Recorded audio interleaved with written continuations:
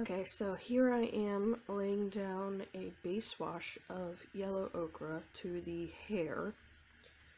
I'm not really concentrating much on shading at the moment because this is actually going to be the highlight color. I'm going to come in over the top of it with darker colors to put in the actual shading.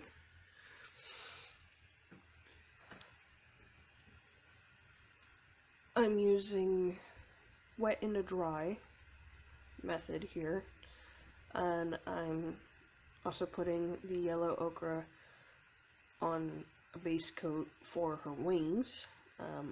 I made that base coat a little bit darker than what I did for her hair because that is going to be the main color of her wings and not just the highlight color.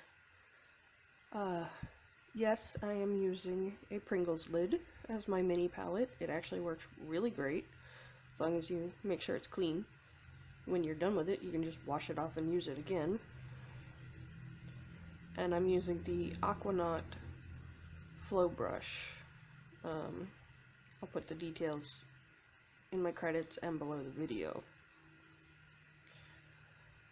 I'm coming in on her shirt, and I'm putting the darkest amount of the yellow ochre on the trim, and then I'm putting a very light wash on the inside of the leaves.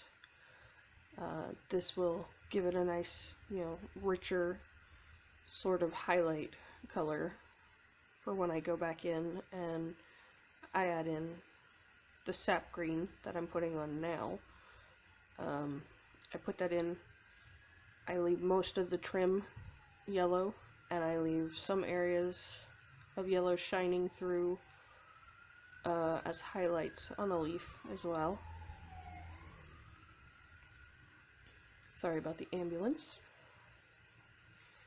Okay, here I'm coming in with the deep green, and I'm doing a little bit of the shading, but it mainly is just where there's overlapping, so where the darkest colors are, and then also in between the individual veins of the leaves, I'm darkening those up a little and leaving the veins themselves the sap green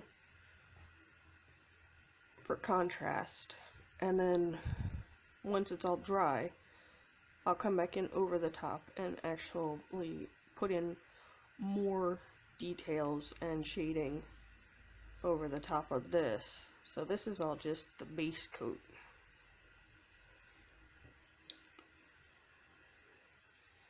The glove you see me using to protect the paper is from my Huion graphic tablet.